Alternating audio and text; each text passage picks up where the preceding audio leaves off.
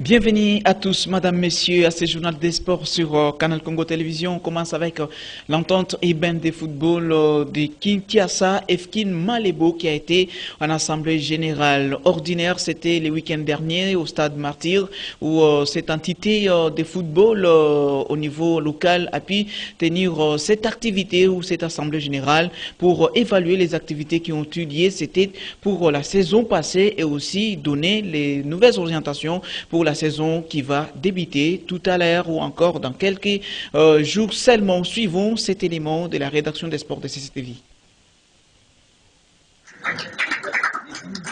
L'entente urbaine de football de Kinshasa Malebo a tenu son assemblée générale ordinaire ce samedi 23 juillet au stade des Martyrs.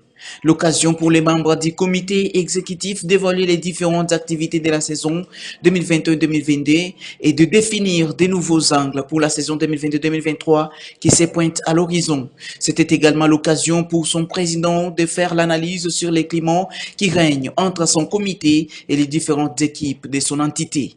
Je crois que pour moi, c'est vraiment une satisfaction. Vous avez vu qu'il y a une harmonie entre nos sociétés et les comités exécutifs de l'entente urbaine de football Kinshasa Malebo. Il n'y a pas eu de problème. Tout ce que nous avons rendu, ils ont reconnu que ça. Ils ont connu ce cas et je crois que c'est pour nous une satisfaction. Pas sur le plan technique. Je crois que les difficultés que nous rencontrons souvent, c'est la non-maîtrise des textes par nos sociétés. Souvent, quand nous expliquons un problème, et ils croient que nous sommes pour tel ou tel crève, alors que nous sommes régis par des textes qui régifèrent le football dans notre pays. Le premier vice-président de la LIFKIN, Tieng Zingati, a saisi de cette opportunité pour souligner quelques difficultés. Les ententes sœurs Kilimani et Popo, Malebo s'exerce tant bien que mal en faisant jouer son championnat dans ces terrains. Mais qu'à cela ne tienne, ils ont terminé leur championnat. Pour le terrain municipal de la Gombe, ça c'est un terrain à problème. Parce qu'il y a eu plusieurs terrains municipaux qui ont été construits et terminés, mais le terrain de Bandal, jusqu'à présent. C'est par la cérémonie de remise des brevets aux participants que cette assemblée générale ordinaire s'est clôturée. Toujours au chapitre d'évaluation et des bilans, l'équipe de Saint-Ola Lupopo de Lubumbashi était également en assemblée générale ordinaire. C'était ce week-end à Lubumbashi où le président de cette équipe, Jacques Kaboula Katoué, a pu vraiment réunir tout le monde autour de lui pour évaluer les activités de la saison passée de cette équipe et aussi donner les nouvelles orientations pour la nouvelle saison qui va commencer 7 ans après les retours en Afrique pour ce club qui n'a plus participé à une compétition de la CAF il y a depuis 7 ans aujourd'hui. Suivons cet élément de la cellule de communication de l'équipe de Lupopo.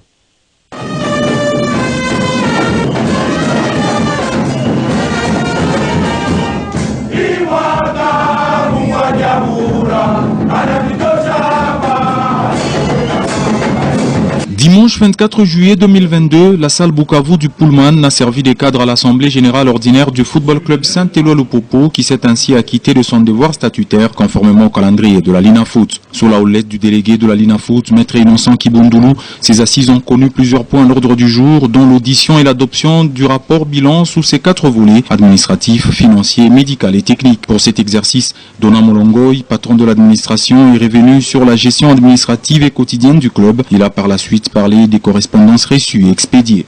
Guylain Tengu, médecin de l'équipe, a pour sa part dressé le bilan médical de la saison. Il a à cette même occasion remercié la direction du club pour s'être investi pour la récupération des joueurs blessés. A noter que tous les rapports ont été adoptés à l'unanimité. Ensuite, prenant la parole, Le président Jacques Aboula Katoué a adressé ses remerciements au chef de l'État pour le soutien tant moral que financier, aux membres du gouvernement provincial du Haut-Katanga, aux honorables députés provinciaux ainsi qu'à toutes les structures du club pour avoir participé activement au retour de Lupopo en Afrique 7 ans plus tard. Aussitôt après, le boss a peint la situation actuelle de sa chère équipe avant de faire des annonces importantes. J'ai le devoir de vous annoncer aujourd'hui que le coach qui a été sélectionné, c'est Mohamed Magasouba.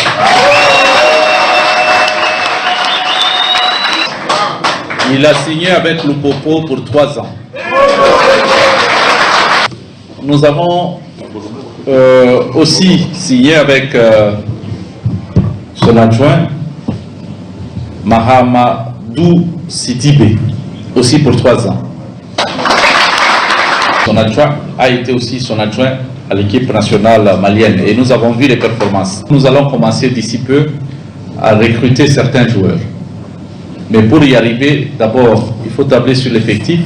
Nous avons eu pour la saison passée 35 joueurs et nous venons de libérer 5 joueurs, pour ne pas dire remercier, et nous allons prêter 6 joueurs. Donc nous resterons avec 24 joueurs et l'exercice sera de recruter tout au moins 4 joueurs pour faire un effectif de 28 joueurs. Nous sommes en pourparlers avec certains joueurs, je me réserve de donner leur nom, c'est des meilleurs, vous n'avez pas idée. Les ambitions que nous avons, c'est d'avoir une équipe capable d'être premier de la Lunafoot et premier en Afrique. Et pour ça, ensemble avec vous, nous allons mettre tous les moyens possibles pour que l'équipe y arrive. Dans son mot de clôture, le délégué de la Ligue nationale de football a salué la bravoure de l'actuel comité qui a bousculé la hiérarchie, déjouant au pronostic. Innocent Kibundoulou a par ailleurs insisté sur l'encadrement de jeunes qui peuvent, à l'horizon 2025, constituer un véritable vivier. L'effort fourni sur terrain, la qualité du travail déployé, les finances exposées ont payé et les résultats n'appellent pas commentaire. Aujourd'hui, Lupopo reprend ses lettres de noblesse. Je ne crois pas que ce soit un fait du hasard. Cela résulte du respect de la norme, du respect des règles. En tout début de ces travaux, une minute de silence a été observée en mémoire des notables décédés. Éliminatoire championnat d'Afrique des Nations Algérie 2022. La compétition va commencer, c'est au mois de janvier prochain jusqu'au mois de février. Pour le moment, les temps et aux éliminatoires de cette compétition, les léopards de la RDC, les léopards locaux, entendez par là, se préparent au stade des Martyrs. Et le week-end passé, l'entraîneur principal, Otis Ngoma, a rendu public la liste de 28 joueurs qui devront prendre part au stage de Brazzaville avant la double confrontation qui va se dérouler entre la RDC et les Congo Brazzaville suivant cet élément.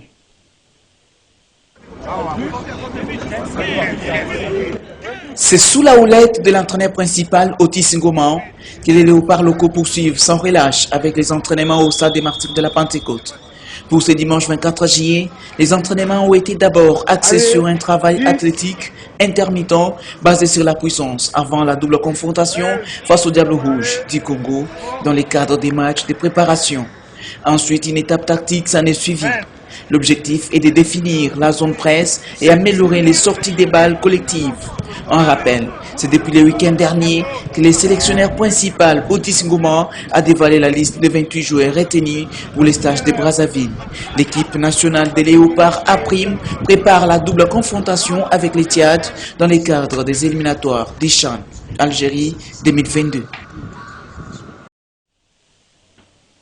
Et le joueur Ebunga Simbi a été exclu du groupe parce qu'il a quitté l'hôtel où l'équipe nationale est logée à des heures tardives sans permission. C'est la seule précision que nous avons sur ces dossiers des léopards. Parlons autre chose à présent.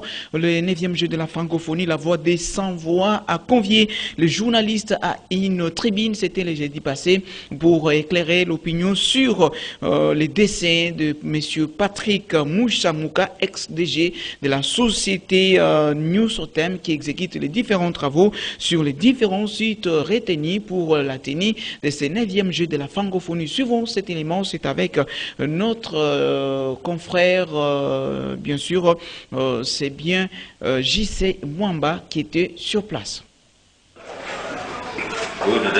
Ce jeudi 21 juillet 2022, l'ONG congolaise de défense des droits humains, La Voix des Sans-Voix, a convié les journalistes à une tribune de la famille du feu Mouchamuka, directeur général de New Sotem, assassiné le 2 mai dernier. La Voix des Sans-Voix pour les droits de l'homme ne peut pas rester indifférente.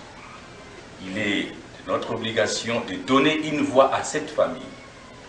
C'est ce que nous venons de faire avec cette tribune.